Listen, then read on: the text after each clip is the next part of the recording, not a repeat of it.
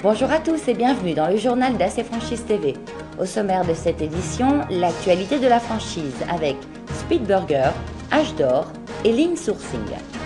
Un zoom sur la franchise Exim avec le témoignage d'un de ses franchisés. L'actualité business avec le lancement d'AC Franchise TV Espagne. AC Franchise est désormais dans 5 pays. Puis Jean Sampère répond aux questions que vous nous posez, à savoir cette semaine, je souhaite devenir franchisé, mais je n'ai aucune expérience. Nous terminerons par la devinette d'AC Franchise.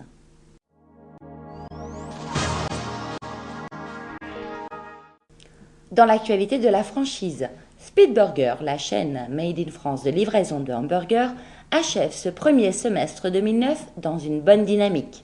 L'ouverture des unités de Nancy, Lorient, Orléans, La Rochelle et La Roche-sur-Yon est confirmée avec l'arrivée dans le réseau de nouveaux franchisés et la création de magasins supplémentaires par des franchisés déjà en place. Speed Burger comptabilisera 40 points de vente d'ici la fin 2009 pour un chiffre d'affaires cumulé estimé à 18 millions d'euros contre 14,8 en 2008. Les 181 implantations du réseau H d'Or Service ont décidé de prolonger l'offre gouvernementale par laquelle 200 € de CESU, chèque emploi service universel, sont distribués gratuitement à 1,5 million de foyers en France cette année. H d'Or Service donne du pouvoir d'achat supplémentaire aux Français. En effet, le réseau H d'Or double symboliquement la prime gouvernementale en ajoutant 200 € aux 100 premiers nouveaux clients de ces agences en France métropolitaine et outre-mer. Grâce à cette opération, H d'Or Service souhaite mettre l'accent sur l'apport des services à la personne dans le quotidien de nombreuses familles. La franchise Link Sourcing est une franchise qui aide les entreprises dans leur démarche de outsourcing, dans un souci de réduction de coûts. Link Sourcing aide ses clients à acheter des produits auprès de pays pratiquant de bas prix. La franchise Link Sourcing est leur acheteur, sauf qu'il n'est pas dans leur bureau ni dans leur société. Link Sourcing, c'est un service achat à l'externe. À travers l'interview de Carl von Bahr, découvrez l'avantage compétitif de cette franchise suédoise, les objectifs de développement en Europe et notamment en France, ainsi que le profil de franchisé recherché. À noter que la vidéo est en anglais sur notre web TV. Vous trouverez plus d'informations sur ces enseignes sur l'annuaire d'acfranchise.com. Zoom sur la franchise Exim avec le témoignage d'un de ses franchisés. Le métier de franchisé Exim consiste en fait à réaliser l'ensemble des diagnostics immobiliers obligatoires à la transaction d'un bien immobilier, donc l'amiante, le plomb, la performance énergétique, le gaz ou l'électricité. Les apports de la franchise Exim sont principalement un process à respecter lors de la réalisation de rapports, toujours pour coller à un processus de qualité unique à l'ensemble du réseau Exim. Le réseau Exim, en tant que franchise, nous apporte tous les outils marketing pour pouvoir apporter de l'information complète à tous nos clients, que ce soit les professionnels, agences immobilières ou notaires, et les particuliers. Nous entretenons en fait avec le réseau Exim une relation d'égal à égal, avec des échanges perpétuels. Ils ont des idées, ils nous les apportent, ils nous les soumettent. On approuve, on n'approuve pas, et inversement, nous on fait remonter des infos qu'eux peuvent diffuser à l'ensemble des partenaires franchisés du réseau. La journée type d'un diagnostiqueur ressemble en fait à la journée d'un travailleur classique, c'est-à-dire à l'arrivée au bureau, la prise des ordres de mission de la journée, rendez-vous sur place soit avec le propriétaire, soit avec des clés dans une agence immobilière, réalisation de la mission, retour au bureau et rédaction des rapports. Le métier de diagnostiqueur immobilier est soumis bien entendu à formation pour l'ensemble des diagnostics, donc une formation par diagnostic, puis un examen que l'on appelle la certification de personne physique qui est propre à chaque diagnostiqueur. J'ai choisi le réseau Exim pour me franchiser car c'était le seul concept qui développait un esprit d'entreprise plutôt qu'un esprit individualiste. J'avais envie de créer une société avec des relations humaines à l'intérieur et non pas être tout seul dans mon coin comme un artisan. Alors, je suis totalement libre dans mon activité tout en suivant une ligne directrice donnée par le franchiseur Exim qui est essentiellement basé sur la qualité via notamment des processus ISO 9001 que nous devons respecter dans chaque procédure de travail, donc pour le secrétariat, pour l'aspect commercial ou pour l'aspect, et là c'est essentiel, l'aspect technique sur le bien.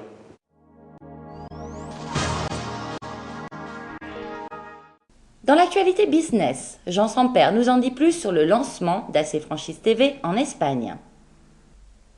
Avec l'ouverture de l'Espagne, acfranchise.tv en est à son 5e pays, après la Russie, le Mexique, la France et l'Italie. Évidemment, nous allons continuer. 5 pays en 10 mois, c'est pas mal. Et notre objectif, nous voulons tout simplement aider les franchiseurs à exporter leurs franchises et aider les franchisés à trouver de nouveaux concepts à l'étranger pour les amener sur le territoire français. AC Franchise recherche maintenant de nouveaux partenaires pour nous implanter dans de nouveaux pays. Nous voulons aller plus loin. Et ces partenaires, qu'ils soient déjà du monde de la franchise ou du monde d'Internet, doivent surtout posséder une solide implantation dans les pays visés.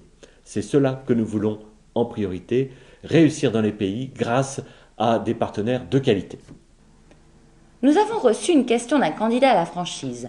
Je souhaite devenir franchisé dans un secteur où je n'ai pas d'expérience, j'ai un apport de 20 000 € et l'investissement est de 60 000 €. Que vont penser les banques de mon projet? Écoutons la réponse de Jean Samper. La majorité des franchiseurs préfèrent former un franchisé qui n'a pas l'expérience du métier, donc le former à partir de zéro, si je peux m'exprimer ainsi, plutôt que de devoir lui faire changer les habitudes qu'il a acquises dans son expérience précédente.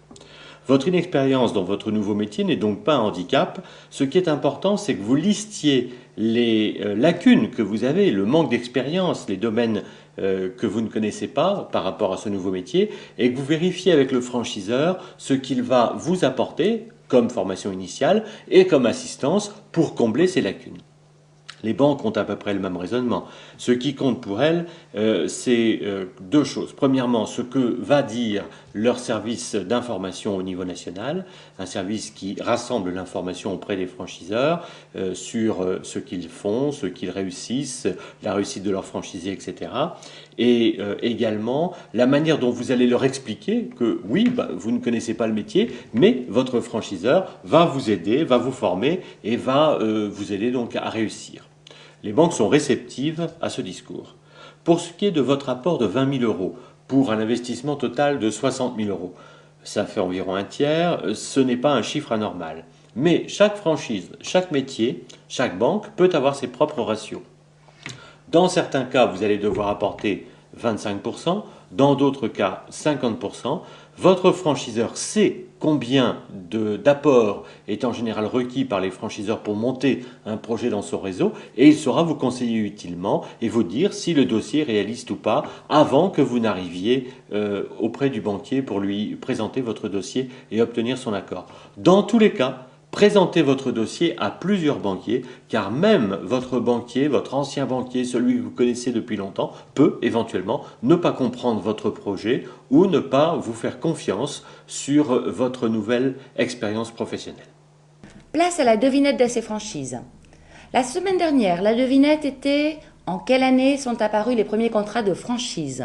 La réponse est 1929, avec les Lainières de Roubaix et sa marque Pingouin.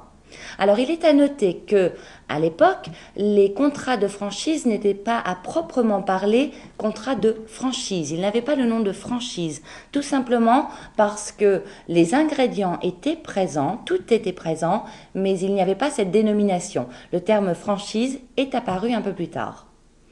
La question de cette semaine, savez-vous en quelle année a été créée la FFF? La réponse dans notre prochain journal. Merci de votre attention et à la semaine prochaine pour de nouvelles actualités sur AC Franchise TV.